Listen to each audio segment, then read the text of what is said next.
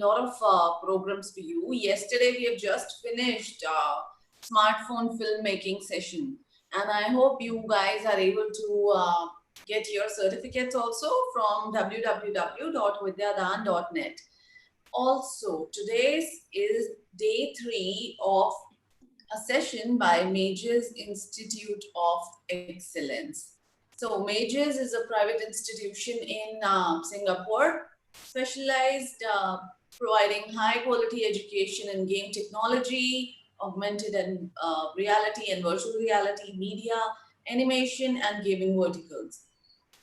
Vidyadaan Creative Warriors in association with Majors brings to you this wonderful session where you will be learning about, VFX, video gaming industry, and here today you can expect blocking, facial expression, dialogue, and lip sync of your animated character. Today we have with us Ms. Amita Sehgal. She is a principal lecturer animation at Majors Institute of Excellence with over 2 decades of experience and working in movies and studios like Animal Logic, Elora, Brown Bag Films, Rhythm and Hues. Here she is. She has also supervised animation on TV series such as Bing Bunny and Talking Tom and Friends. I think Talking Tom must be installed in everybody's phone also. So, okay, let's have Ms. Amita Sehgal here. Hi, Pooja. Thank you.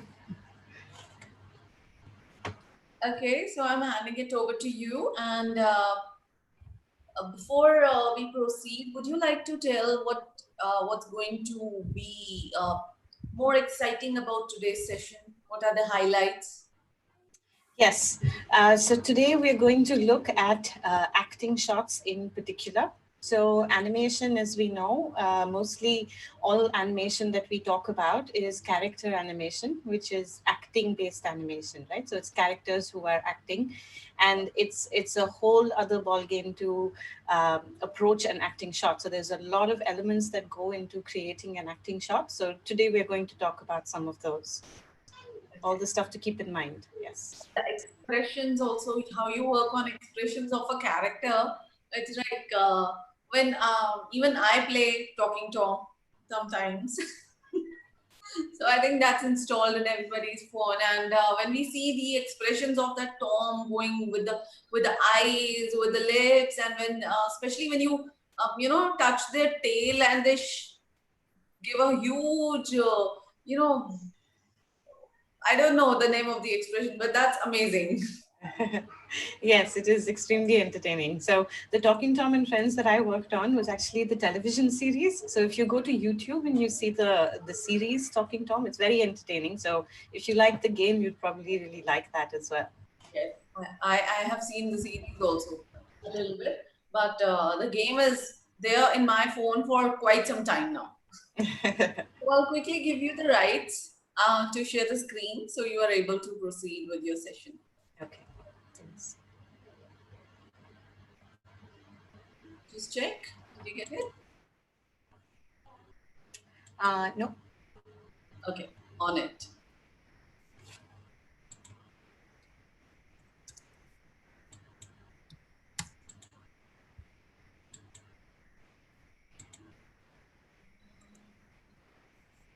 Now you'll be able to share the screen. Yes, it's fine.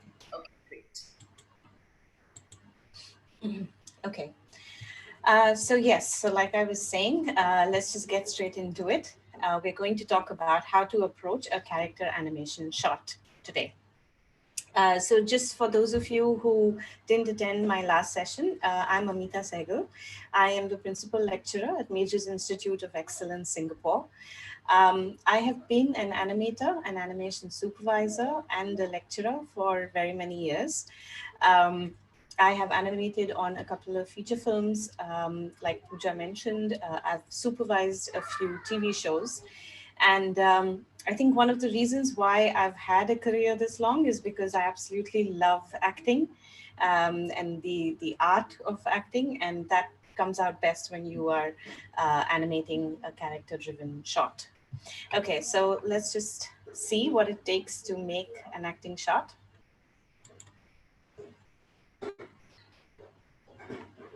Okay, so when you think about acting, the first thing that comes to mind is a live actor versus an actor who is doing 3D animation.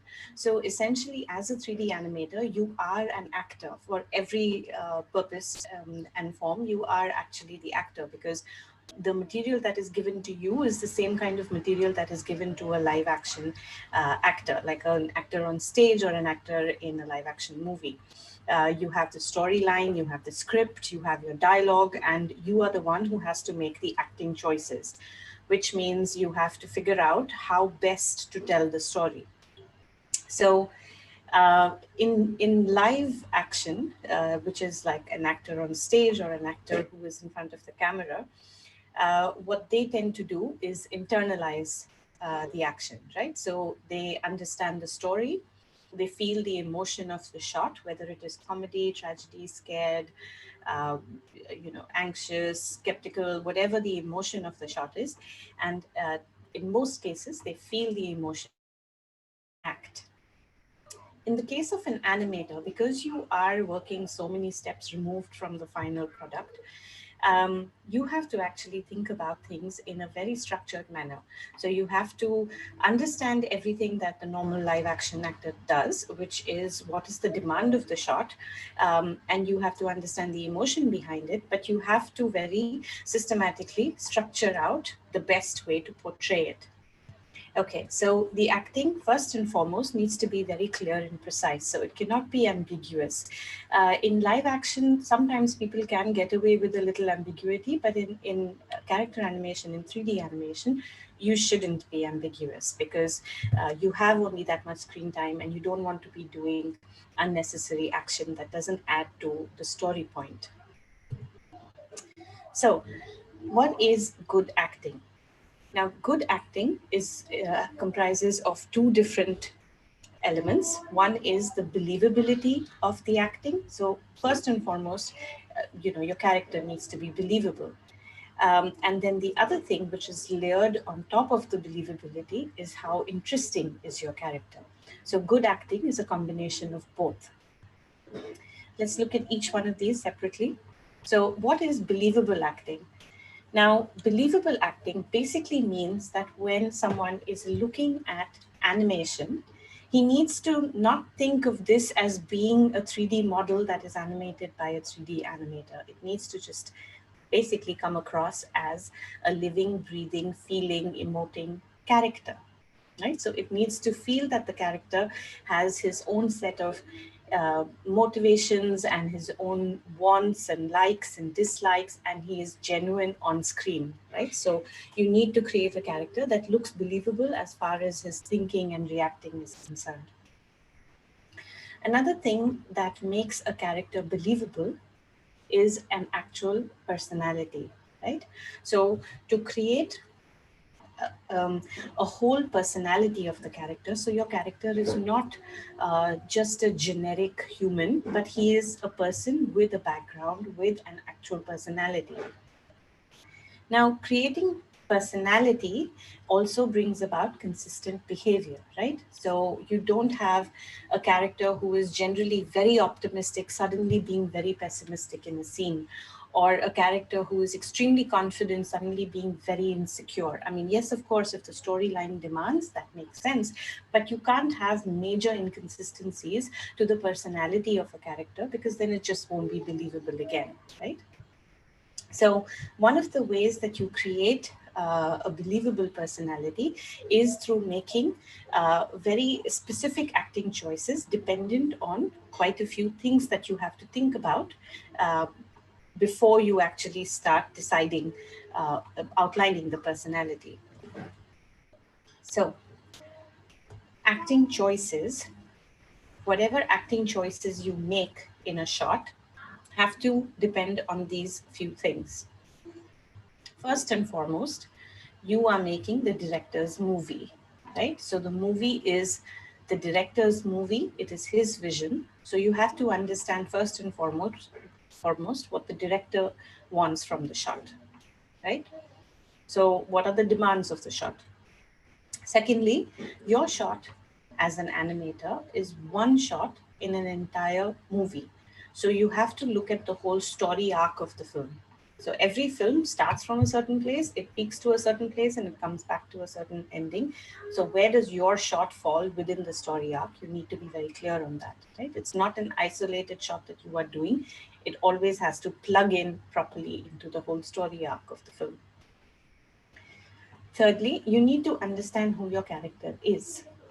So even if I give you a shot that has no other shot attached to it before or after, it's just one singular shot with one dialogue, you still in that scenario need to figure out who your character is. You cannot just, I mean, of course, that is what differentiates a good acting from bad acting or good animation from bad animation. You shouldn't just straight away get onto the machine and start animating just simply the words in the dialogue, because that creates for very bland, personality less characters, right? So those characters will lack any sort of charisma or believability. So you need to define who the character is, whether it is relevant in that shot or not. You need to know where the character comes from, what his history is, what are his motivations, what are his struggles in lives, what are his needs, all these things. We will again look at this in a little bit of detail later. Um, Context and subtext. Now, context and subtext are very important ideas to fully understand as an animator. Context is what is the superficial story, right? So what is happening on the surface, and what is the general context of what you are saying? What is the meaning? What is the connection? What is the relevance of what you are talking about? Subtext is what is going on in the character's mind behind his outward behavior, right? So context and subtext is something that happens in real life all the time, right? You have a married couple. The wife comes home. The husband says, "Make me some food." The wife suddenly screams back, saying, "Make it yourself. I'm not here just to, serve you." So context is that she got really angry because he asked her to make some food. The subtext could be that she had a really bad day, and that was the last thing that she needed, right? So what is the context and what is the story behind the initial picture that you see? And character analysis. So character analysis is very important to create the personality that we were talking about for your character. Now, character analysis depends on a lot of smaller elements that come together to make one character. Character analysis helps you figure out, firstly, who is your character, right? Who is he? Who is he as a person? And the better you know him, the more fleshed out, the more detailed your character is, the more you think about him, the better you define him, the more believable he will become. Why? Because he will develop a more concrete personality.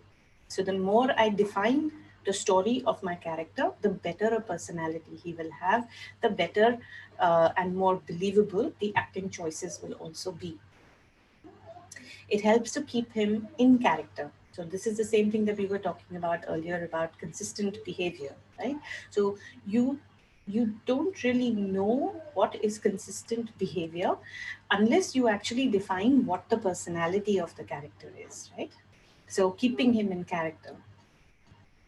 And to his character or to the personality of the character, you then add emotions or add a mood, right? So a person is normally confident, but certain things have happened which have now put him into a very insecure mood.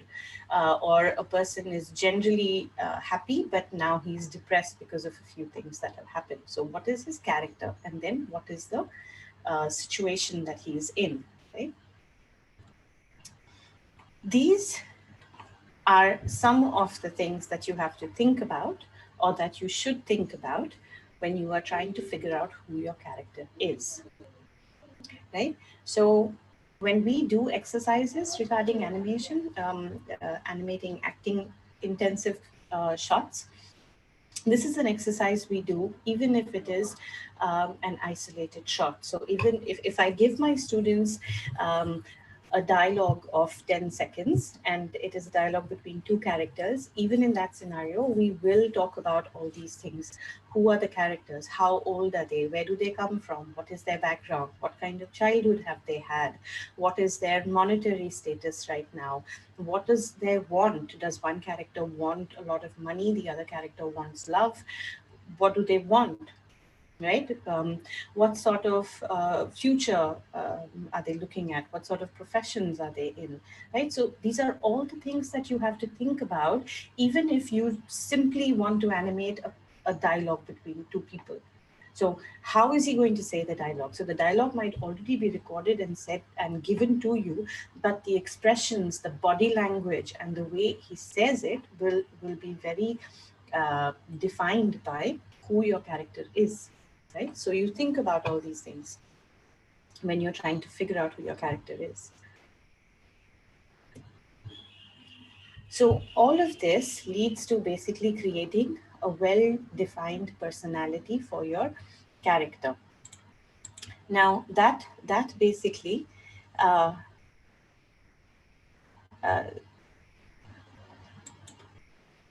that basically um, adds to the believable part of the acting, right? So we had talked initially about good acting being in two parts. So one was how believable the acting is, and the other one was the interesting. So believability we just saw, which was defining a well fleshed out character personality, right, for your actor. And the other part is going to be the interesting acting. Now, interesting acting is basically defining clearly what is it that your character is going through at the moment of your shot, right? So what is he feeling, what is he thinking, and how is he reacting? So all acting is basically reacting, right? I think you must have heard this saying before as well. Everything about acting, even when you have live actors, they have a very common teaching is all acting is reacting. So basically, the actor takes in some um, information, processes it, and how he reacts to that is what acting is, right? So you want to make these things really clear in your acting as well. So show how your character is feeling, show the thinking process. A lot of times in badly animated shots, animators tend to forget the thinking process. So an event happens, and then you have the reaction of the character, but they forget to show the part where the character actually takes in that event, processes it, and then reacts, right? So it's a very small bit, but it is very important in acting, in adding believability to the shot, right? So you have to include that in your shot as well. Okay, and how does the character react? So is he how he reacts to another person, to the environment, to any sort of stimulus, and does he have reason enough to react to things the way he is? Okay, now, these are few of the things, these are very few of the things that animators need to know about acting. So actors tend to know this more naturally, but animators again need to keep this in mind while they are acting, right? So eye contact. Generally, 20% of the time we look into each other's eyes, right? So if you're animating two characters, don't have them staring into each other's eyes throughout, because even if it is just two animated characters, when someone looks at that, it naturally makes you feel a little uncomfortable, and the believability again gets compromised. Okay. So the only times we have extreme eye contact are intimacy, love, or fight, right? So when you're trying to intimidate someone, or there is a love scene, or there is someone fighting, that's when you actually use that extra eye contact to convey that. Um, you don't want to be overemphasizing everything, right, in an acting shot. So there are always like lesser, quieter moments and the bigger moments. Again, show the thought process, right? So what is the character thinking, and how exactly do you do you show that to the audience? So normally a lot of thought process is shown in just the eyes, right? So a character takes in a scene, and depending on where he looks or how much eye darting or eye movement you see, or a little bit of expression in the eyebrows, all of that can convey thought process, which you want to include in your shot. Okay, always remember where your character is coming from, right? So again, this is kind of tied into the whole thing about processing information. So if one event happens and your character is supposed to react, keep in mind where your character is coming from, right? Is he coming from a very stressful scene just before this? Is he coming from he's just woken up from sleep? Is he coming from a very peaceful environment? So is he coming, also where the setting of the action is, right? Is it in a noisy place? Is it in a calm place? So know what the setting or the environment of the character is. And final point, do not over animate, right? So even if this is not live action and the camera is not that obvious in a 3D character animation shot, you should keep in mind that the audience can pick up nuances very effectively. So you don't need to over animate. The one thing you do need to do though is keep a lot of things in the back of your mind as an animator, so that when you're animating, automatically those things kind of seep into your work. Okay.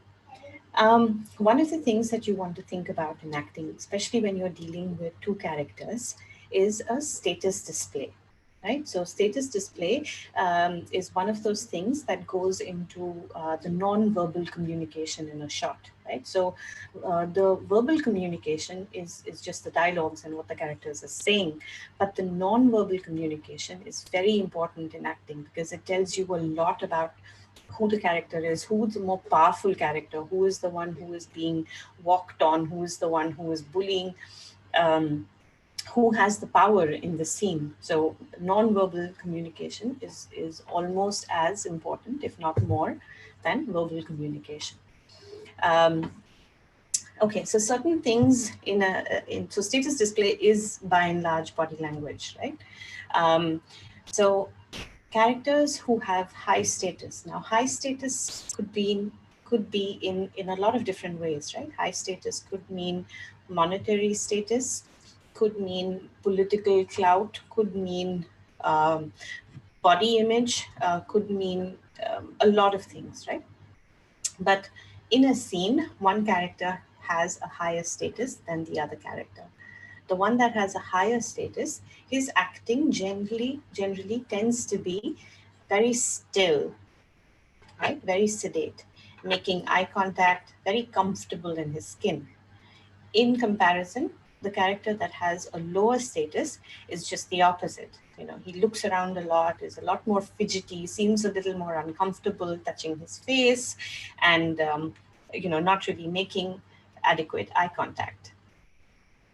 Now, these are things, a lot of these things that we will go over are things that actually are quite common sense based. So when you hear about these things, you instantly think, of course, like that makes sense. But as an animator, you have to keep these things like a checklist with you, right? So you want to think about these things before you decide how you're going to make your characters act. Okay, so we look at power center examples. Now, this is very interesting again in body language. And as an animator or as a storyteller, it helps for you to know these things because these are the things that help you communicate who your character is to the audience in a non-verbal fashion, right? Because it's not possible to communicate who your character is and how he's thinking or feeling at the moment in words each time to your audience. So you need to be able to figure out a way to instantly and immediately put that out there, get it out of the way so you can continue with your story, right? Okay. So power centers, now for characters, power lies in a lot of different places for different characters, right? And at different times. So a person, a woman who is very proud of, you know, her womanhood, tends to walk like a supermodel because the power center lies in the hips, right? So it's this very very confident, very, you know, sexual kind of walk. Hear you calling.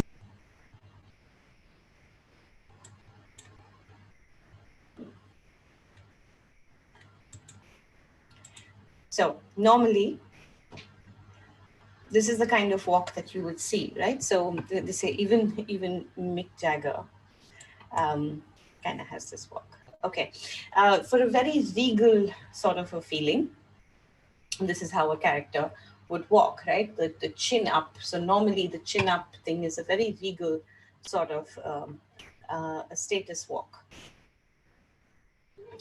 For characters that are more physical, the power center lies in the chest, right? So it's the bulging chest, and it's almost like they're getting pulled forward by the chest. The other one is getting pulled forward by the chin, and the other one has all the movement in the hips. So they move chest first.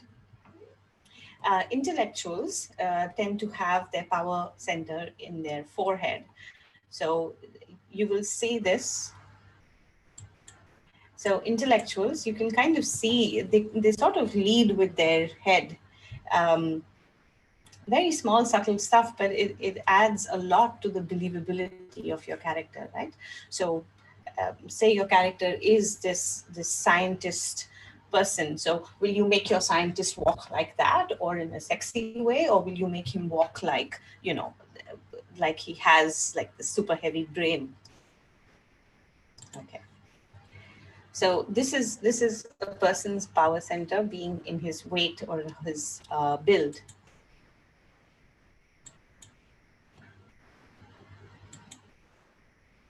Right, so look at that heavy walk, and there is a lot of awareness of the body size, and if you want to play on that, this is a very effective way of doing so.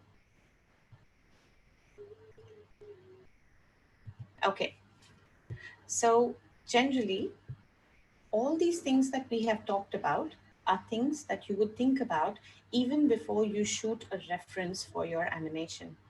So normally when you're doing animation, you tend to get your material, which is the story, the script, the animatics, the sound, the setting, the camera, all of that.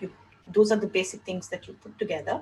And then for your actual animation, you would do an acting reference and use that as your baseline, right? But even before you shoot a reference, these are all the things that you have to think about. So you have to think about who your character is, what his personality is, what his power center is, what his status display is going to be. All of this before you even start. So this is another checklist for the things that you have to think about. Uh, First and foremost, feel it, don't fake it, right? The only difference is you can't feel it and automatically put it on paper. You have to actually feel it, jot it down, think about it, calculate, and then animate, right? But still, don't fake it. So when you're acting, when you're doing an acting reference, even at least for that part, when you're just acting in front of the camera for a reference, don't just go through the motions, actually feel it like a normal live action actor would do. If you have been given a dialogue and you are animating to a certain audio piece, listen to the audio several times. There is a lot that you can read into an audio. There are breath intakes, there is emphasis on certain words, there is a certain drawl in a certain word, there is some words which are stretched out. So you listen to it a few times and it keeps giving you more and more information about what is going on in the scene. Uh, it's a good habit to throw out your first idea. Why? Because your very first idea for animation is also the most cliched in most cases, right? So try and throw out your first idea after you have explored other options and you come back to the first idea because that seems the best, that's okay. But don't go with the most cliched idea. Use your whole body to act. So one of the problems that we see very often is that especially when you've been given a dialogue, people tend to do the dialogue with just basic gesturing of the hands, and which are also mirrored, which is another point. Do not mirror your actions. Like, don't have the left and the right doing the same, which is called twinning. And people generally just tend to mouth the words and shake head. But don't do that. Use your whole body to act, right? Which doesn't mean you overact, or it doesn't mean that you start miming the words, but feel it in your body. So if it has nervous energy, then shift weight. If it has a very calming effect, so use your body to show the comfort in your own skin. So body language, right? So use your whole body to act. Good posing. Keep it clean and simple. Now, this is something which you will see in pretty much every lesson in animation. Keep everything that you do in animation clean and simple, to the point. No extra stuff, no superfluous, unnecessary movements. Just to the point. Keep staging in mind. So any animation shot, whether it is acting or even just an action shot, um, always has one certain angle, one certain lighting, one certain setting in which it is told best. So figure out what the best way to stage your shot is. Avoid twinning, which is your symmetrical actions. And good silhouettes. When you're using your whole body to pose, then you want to have good posing, which means good silhouettes of your poses, which basically means clear communication to the audience. Okay, so you have been given a dialogue. In any dialogue, you have certain beats. Beats is basically where there is identify beats basically divides the audio into, or any action into, phrases, and each phrase is one, or each beat is one where there is a change. So if there is a dialogue that goes, hello, how are you? Hello becomes one beat. How are you becomes the other. Why? Because there is a change in tempo. In certain cases, there could be a change in emotion. There could be a change in the speed. There could be a change in the emphasis. So figure out what are the phrases or the beats of your shot. For each beat, normally you would pick one main pose and then have smaller movements between that, right? So the other thing to think about when posing is concerned, especially for a dialogue, is pick your hero points, right? So you never act out words like hello, how are you. You're obviously not miming, so you don't act out the words, but you pick the thought behind it. And each thought, each beat, each phrase has one hero pose that you work from, right? Which also keeps your shot simple, it keeps it clean, and it keeps it very precise. Okay, so we will see examples of that. Build a contrast in your timing and acting. You don't want to take an entire action piece or an acting piece and keep it all uniformly timed throughout, or acted in the same actions or same kind of movements throughout. You want to mix it up. Some parts will be smaller, some parts will be bigger, some parts will be slow, some parts will be fast. So contrast, look for contrast. So create opportunities to put in contrast. Okay.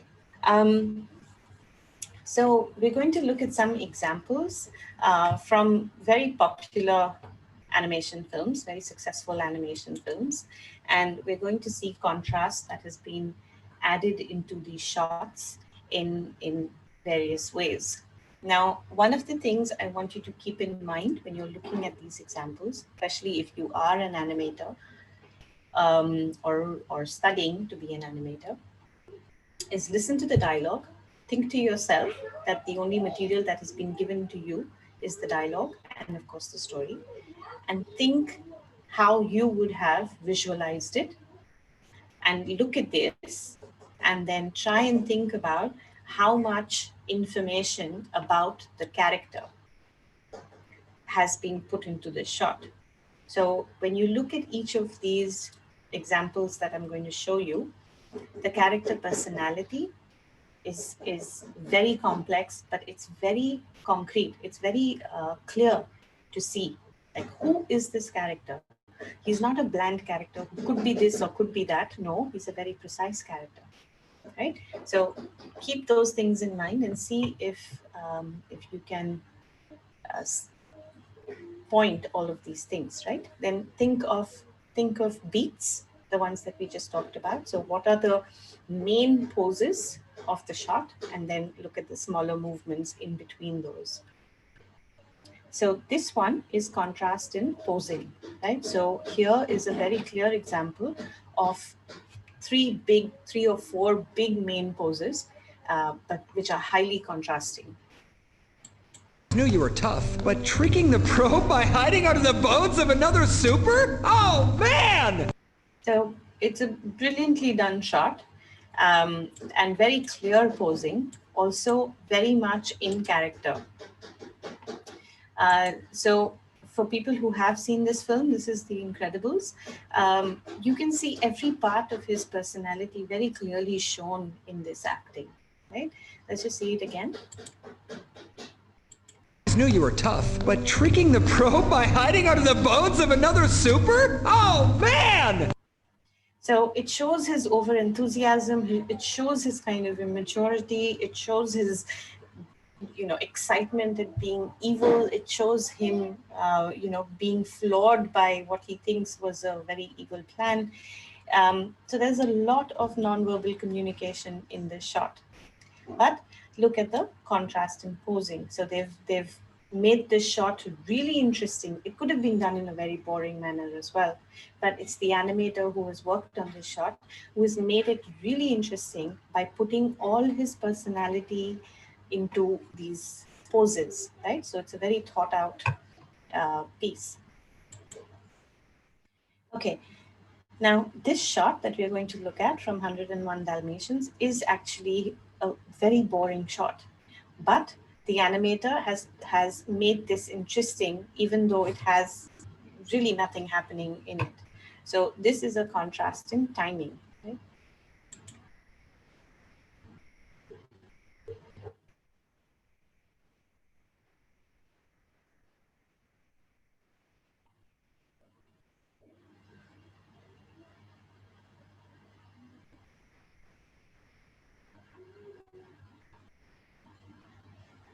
So there are really slow bits, and then there are slightly faster bits, and it's overall a very interesting mix of timing, right? To make the shot a lot more interesting than it would have been otherwise. So imagine the brief for the shot, that he's just really bored and sleepy and he yawns.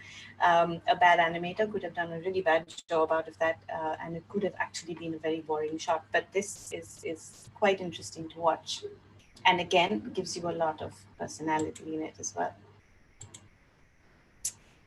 Okay, so we looked at how to add rhythm and contrast to your shot. One of the things that you want to think about when you are doing acting pieces is pauses. Now, earlier I had spoken about how some people forget to show a character thinking between an event and a reaction. That thinking process, when shown, can be a very powerful acting tool. And if that is stretched beyond a certain point, it can actually add quite a comical effect as well.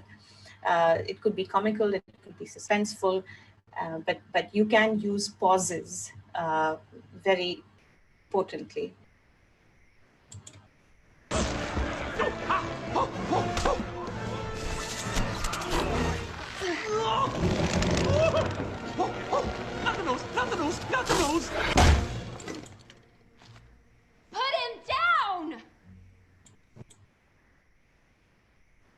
So lot of pauses in this shot. Let's just look at it again. Oh, sorry, there's a lot more to this shot. Okay.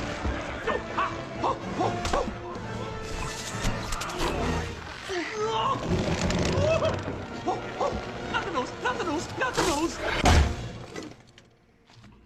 Put him down!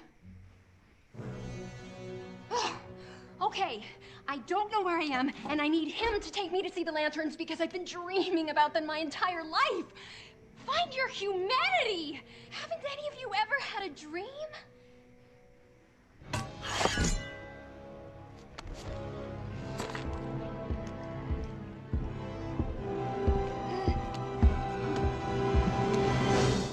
I had a dream once.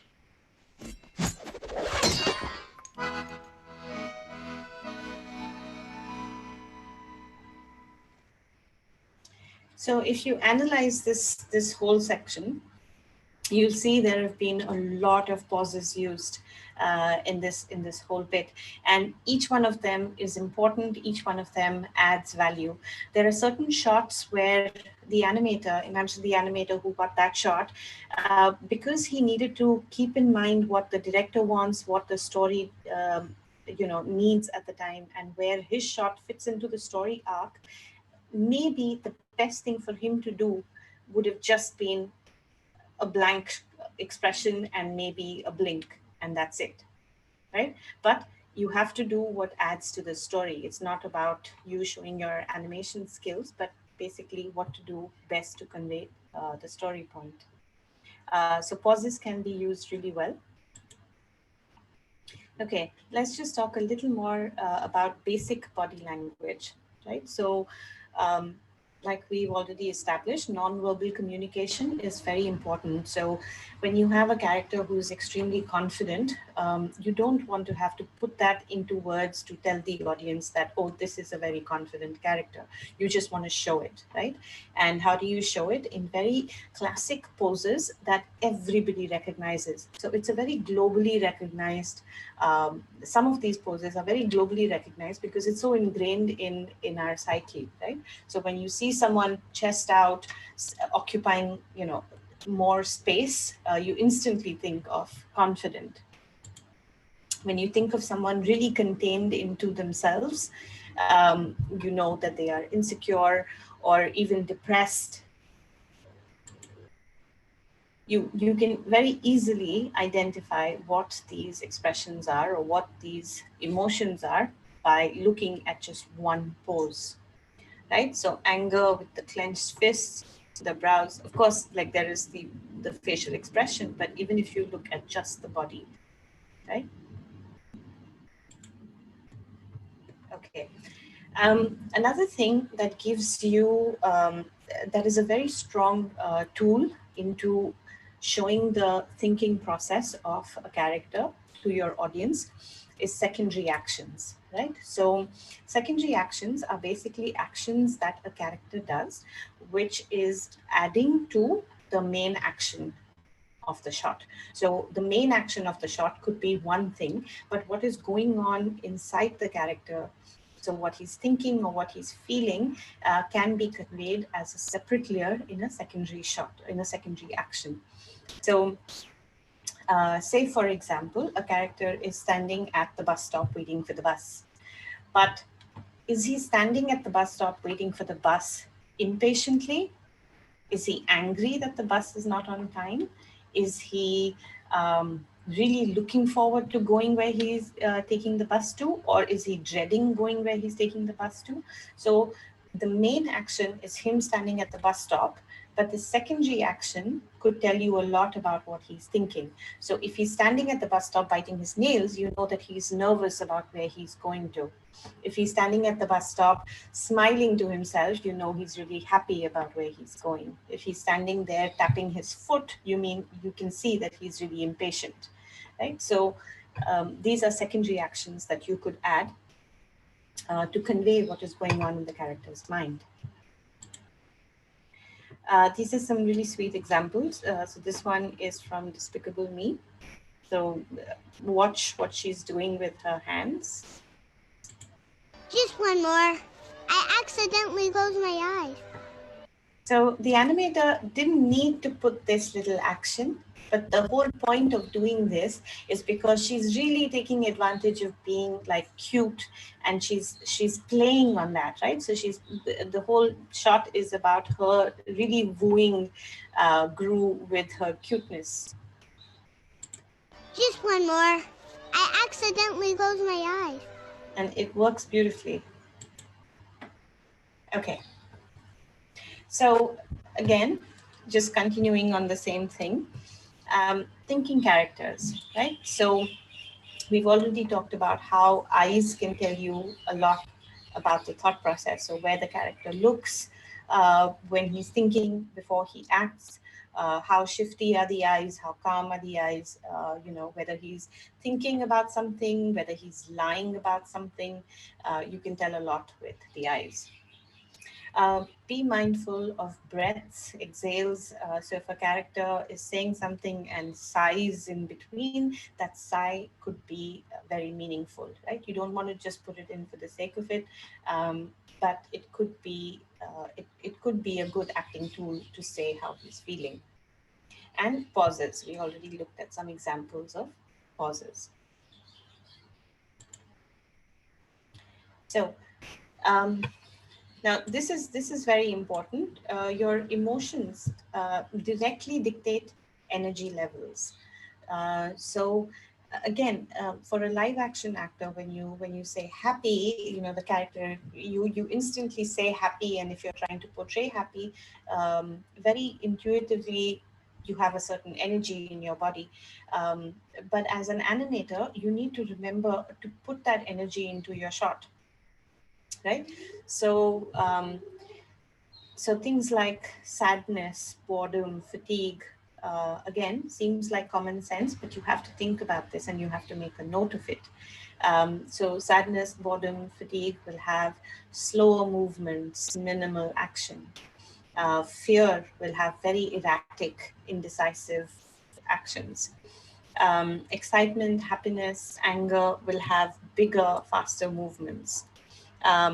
Paranoia will again have very abrupt, very jerky actions, right? So emotions have very clear energy levels connected to them.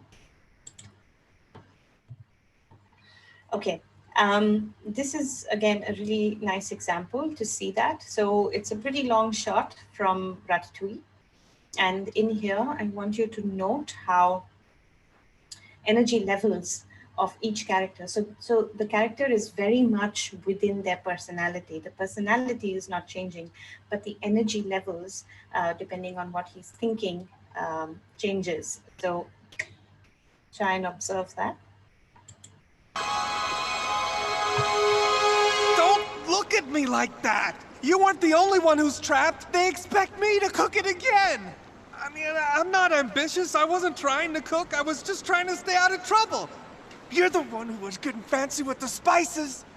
What did you throw in there? Oregano? No? What, rosemary? That's a spice, isn't it? Rosemary? You didn't throw rosemary in there? Then what was all the flipping and all the throwing, God. I need this job. I've lost so many. I don't know how to cook, and now I'm actually talking to a rat as if you... Oh! Did you nod? Have you been nodding? You understand me? So I'm not crazy! So it's really nice because you can see him going through so many different speeds of action.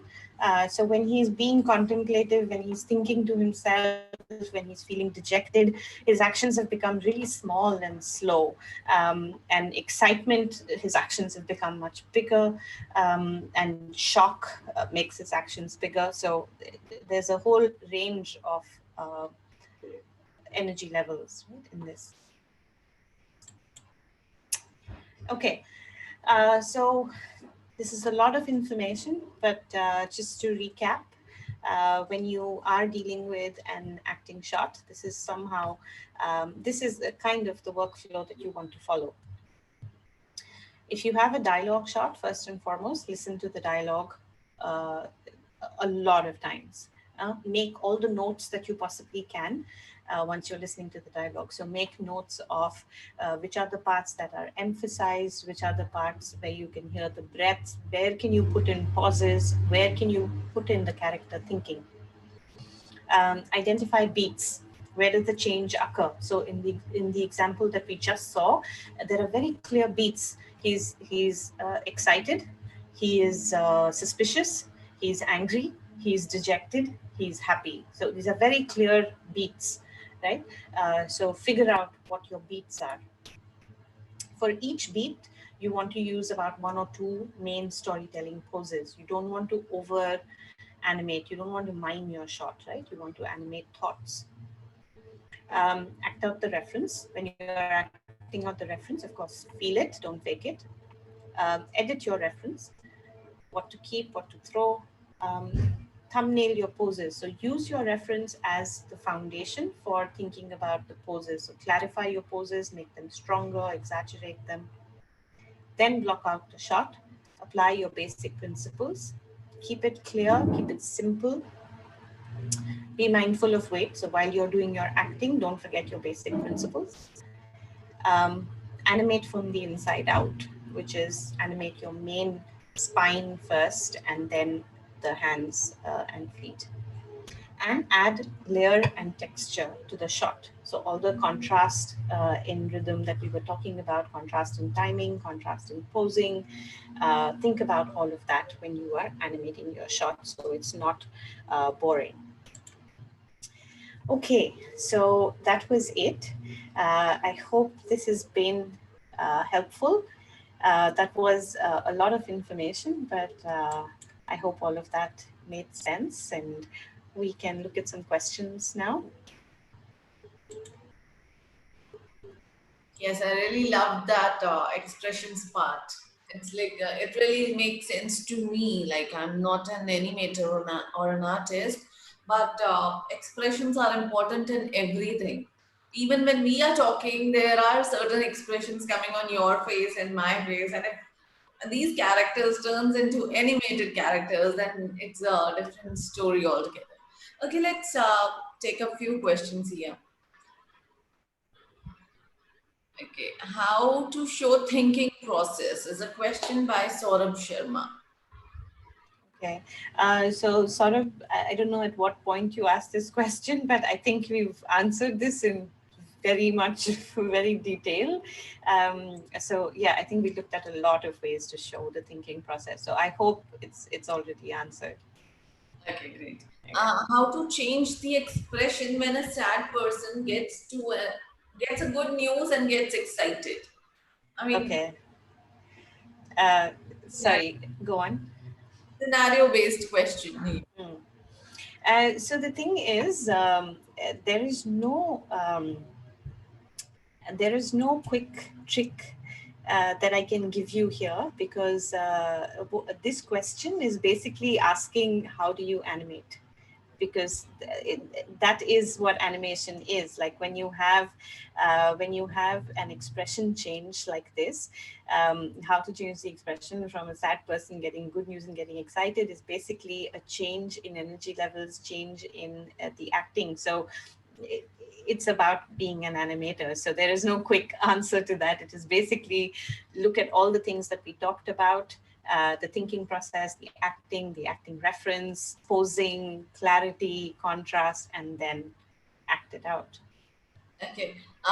Somebody is asking, does actor shoot the movie first and then it gets converted into a 3D movie like Avatar, or do you create it completely through your animation techniques? So the thing is, Avatar was a very motion capture heavy film. So when you have motion capture, that is a different format altogether, right? So when you do motion capture, then people who wear these motion capture suits are, they might not actually be the people who are lending the voices.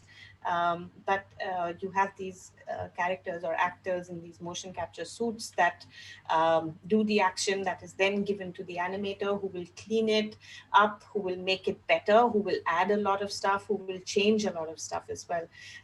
So that is how you work on a motion capture shot or an animation. But all the other kind of animation that we look at, it's called keyframed animation, where you're doing everything manually. So it depends which one you're working on. Okay, good, because even I thought it's a movie turned into animation or the actor is doing something. Not always, no. Okay. Abhishek Kumar wants to know which software is perfect for animation. So animation softwares, there are quite a few animation softwares, and a lot of them are really good. Perfect is a relative term. The most popular animation software is Maya. Globally, it is the most popularly used. Blender is a free animation software that is becoming very popular. And then you have others which are more popular in games like 3D Max. Mostly, I say these would be the most popular ones. Is there a difference in expression of being rejected and depressed? How do you distinguish it? Wow. I mean, you tell me, like okay, so this is a very acting based question. So when you're depressed, you're sad, right? So you're low, you're depressed. When you're rejected, it depends on how that rejection makes you feel. Does that rejection make you sad, or does it make you angry? Does it make you motivated? What is your reaction to the rejection, which will define what rejection expression will look like? There's not one standard expression for rejection. It's a very relative term. Right? Okay, so rejection can have like action reaction thing. Yeah, rejection can have different expressions, different reactions. Okay, good. Good question. Somebody is saying, if I copy the expressions of some existing movie, and will it reduce my value in the market? Um, so, like, it depends on what they're talking about, because if they're talking about copying an entire animation of a shot as it is over a duration of a shot, then yes, of course, it would be plagiarizing, like you're just picking up someone else's work. But if you're copying a certain expression, um, everyone does that, because that is what you call referencing. So when you do animation, you are essentially using references. Your references can either come from live action films, or it can come from other animation films. It can come from anywhere, as long as you're just picking it as a reference and you're not copying entire shots. So, like that, the kiddo who was showing the cuteness with the hands. So, if it's used by some other character, then it's not called copying; it's a referencing, right? Yeah, I mean, it would be nice if you wouldn't use it exactly as is, but you would use it as a reference. So, maybe the character could be playing with her hair, or doing something a little different, but you're picking the idea because it works really well, right? Okay. So, yeah, you don't want to copy it, but you do want to use it as a reference. Kaur wants to know, ma'am, is it important to know about the anatomy? Yes, so anatomy is important when you are animating. You don't need to know it in detail, but you should have some general idea. And the thing is, when you're animating animals, you don't need to know the anatomy of every animal that you're animating beforehand. It generally is something that you would study when you are given a certain shot. So if you're given a certain shot to animate a lizard, that is when you start looking at the lizard's anatomy before you animate. But yes, you would look at it before. You would study it a little bit before you animate it. Okay. This is Uday. Uday, he is saying, can you please tell about polishing animation? Uday, it takes quite a bit of animation study to get to the stage of polishing animation. So it's not a one quick fix thing, or it's not one simple trick that helps you polish animation. It's a lot of things coming together. It's cleaning your arcs, it's making sure that your principles are all in place. So it's a lot of different elements that come together to polishing your animation. So not a one line answer, sorry. Nikhil Chawla wants to know which software do you use for animation? Um, so I mean, okay. So normally, like I said, Maya is a very common one, very popular. But in my experience, I have used Softimage, Softimage XSI. I started back in the day when 3D Studio was the software, so I've used a lot of softwares. And softwares, let me tell you, after a point, the software doesn't matter as much. It's the art of animation. Software is just the tool. Okay, Abhishek Patra is asking, how can procedurally generated animation be best defined to conventionally used animation techniques? How can procedurally generated animations be best defined to conventionally used animation techniques? I'm not sure what he means by procedurally generated animation. And he's talking Um, about character animation. no, what is procedurally generated? I mean, is he talking motion capture? Is he talking dynamics? Because it could either be dynamics or it could be motion capture, but those are very different things. Okay.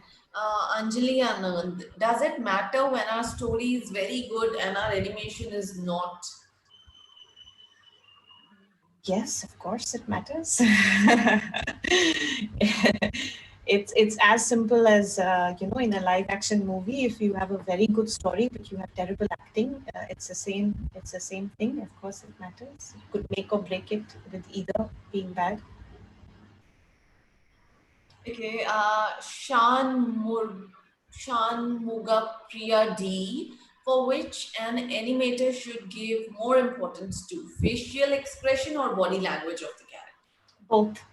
It's not choosing one over the other. They both need to work together to create good animation. Okay, great. I think most of the questions are repeating. We're getting the similar.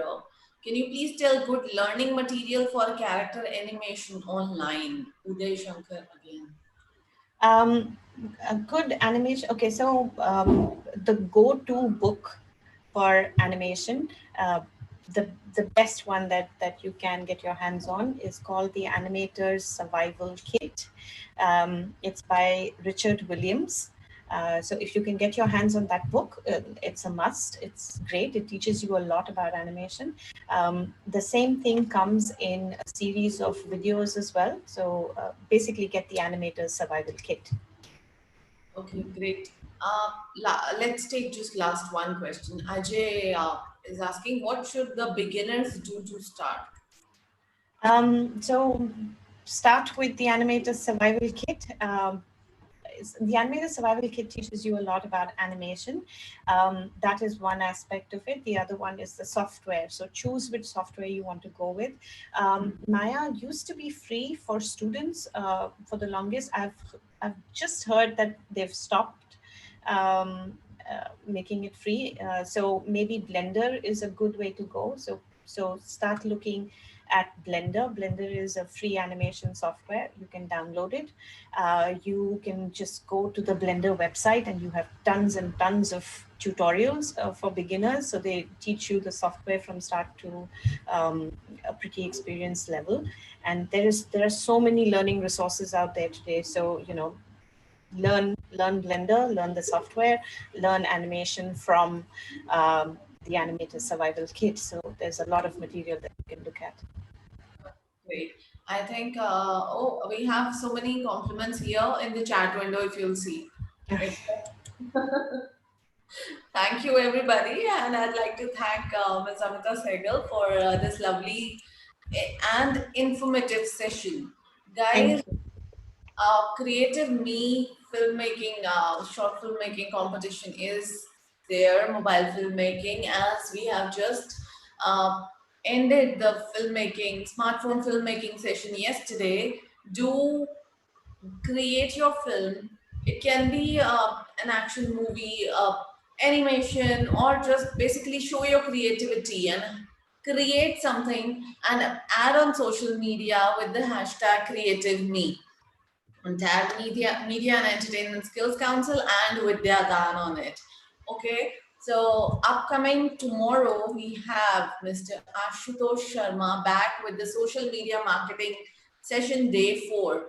So 11th, then there will be 2 more classes. Like in total, 3 classes are left for social media marketing, June 11th, 13th, and 16th. So stay tuned. Do join him for this lovely social media marketing course. Day after tomorrow, we will be back with Majors Institute of Excellence Singapore with Mr. David.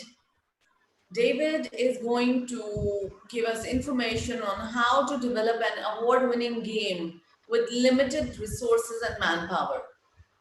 I think he's going to share the tips and tricks of how, what best we can do and how we can utilize our resources.